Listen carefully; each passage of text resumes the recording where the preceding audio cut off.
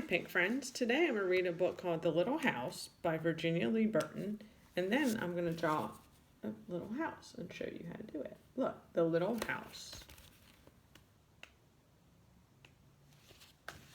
Once upon a time. Look at that. Once upon a time, there was a little house way out in the country. She was a pretty little house, and she was strong and well built. The man who built her so well said, "This little house shall never be sold for gold or silver, and she will live to see our great-great-grandchildren's great-great-grandchildren living in her."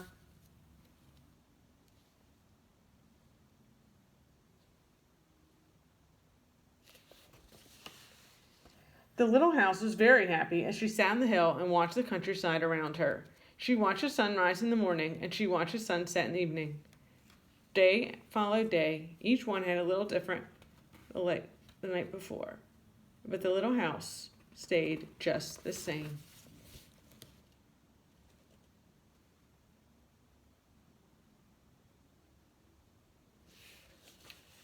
In the night, she watched the moon grow from a thin new moon to a full moon, then back again to a thin old moon, and when there was no moon, she watched the stars. Way off in the distance, she could see the lights of the city. The little house was curious about the city and wondered what it would be like to live there.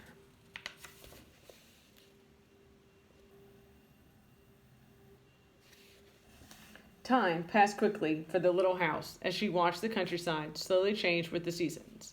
In the spring, when the days grew longer and the sun warmer, she waited for the first robin to return from the south. She watched the grass turn green. She watched the buds on the trees swell and the apple trees burst into blossom. She watched the children playing in the brook.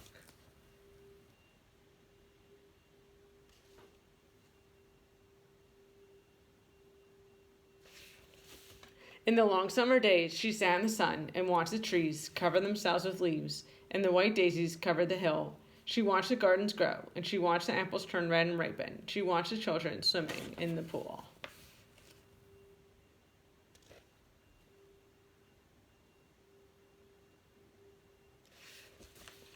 In the fall, when the days grew shorter and the nights colder, she watched the first frost turn the leaves to bright yellow and orange and red. She watched the harvest gathered and the apples picked. She watched the children going back to school.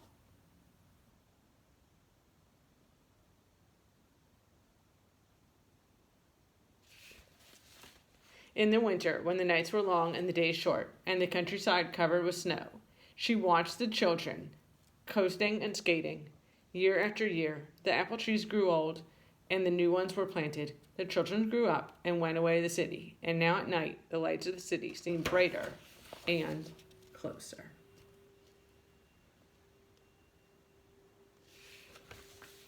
One day, the little house was surprised to see a horse's carriage coming down the winding country road. Pretty soon there were more of them on the road, and fewer carriages pulled by horses. Pretty soon along came some surveyors and surveyed a line in front of the little house. Pretty soon along came a steam shovel and dug a road through the hill covered with daisies. Then some trucks came and dumped big stones on the road. Then some trucks with little stones. Then some trucks with tar and sand. And finally a steamroller came and rolled it all smooth, and the road was done. Now the little house watched the trucks and automobiles going back and forth to the city.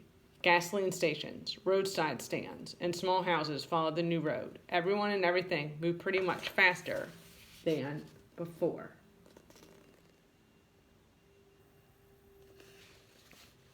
More roads were made, and the countryside was divided into lots. More houses and bigger houses, apartment houses and tenement houses, schools, stores, and garages spread over the land and crowded around the little house. No one wanted to live in her and take care of her anymore. She couldn't be sold for gold or silver, so she just stayed there and watched.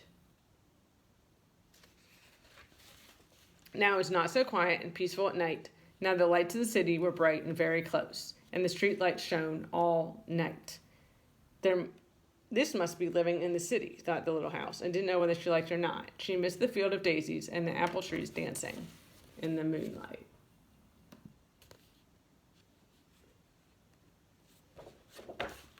Pretty soon there were trolley cars going back and forth in front of the little house.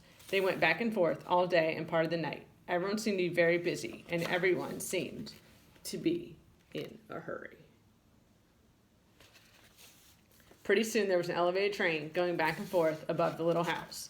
The air was filled with dust and smoke, and the noise was so loud that it shook the little house. She couldn't tell when spring came or summer or fall or winter.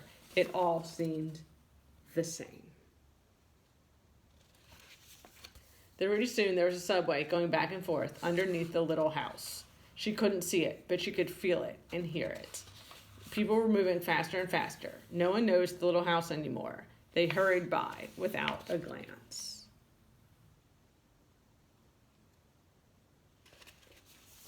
Pretty soon they tore down the apartment houses and tenement houses around the little house. They started digging big cellars, one on each side. The steam shovels dug down 3 stories on one side and 4 stories on the other side. Pretty soon they started building up. They built 25 stories on one side and 35 stories on the other. Now the little house only saw the sun at noon and didn't see the moon or stars at night at all, because the lights of the city were too bright. She didn't like living in the city. At night she used to dream of the country and the field of daisies and the apple trees dancing in the moonlight. The little house was very sad and lonely. Her paint was cracked and dirty. Her windows were broken and her shutters hung crookedly. She looked shabby, even though she was just as good as house as ever underneath. Then one fine morning in spring, along came the great-great-granddaughter of the man who built the little house so well. She saw the shabby little house, but didn't hurry by. There was something about the little house that made her stop and look again. She said to her husband, "The little house looks just like the little house my grandmother lived in when she was a little girl. Only that little house was way out in the country on a hill covered with daisies and apple trees growing around." They found out it was the same house, so they went to the movers to see if the little house could be moved. The movers looked the little house all over and said, "Sure, this house is good as ever. She's built so well we could move her anywhere." So they jacked up the little house and put her on wheels. Traffic was held up for hours as they slowly moved her out of the city. At first the little house was frightened, but after she got used to it, she rather liked it.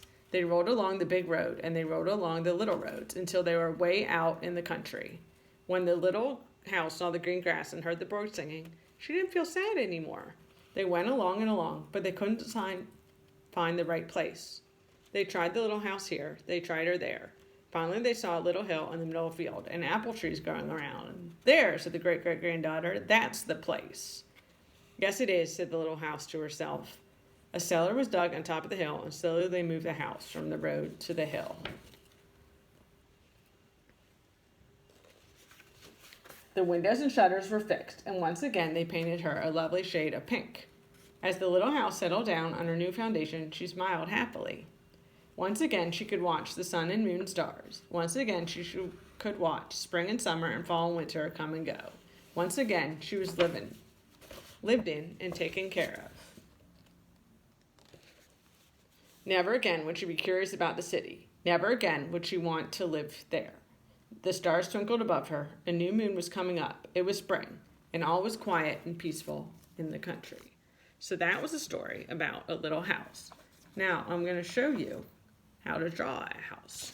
So first, we can have a square with a line, line, line, line. And now I'm going to make it so you can see it better. See? So line, line, line, line. Now that's a square. Now a triangle can be the roof. Line here, line here. See? Line up, line diagonal, and line across. And you can make a door.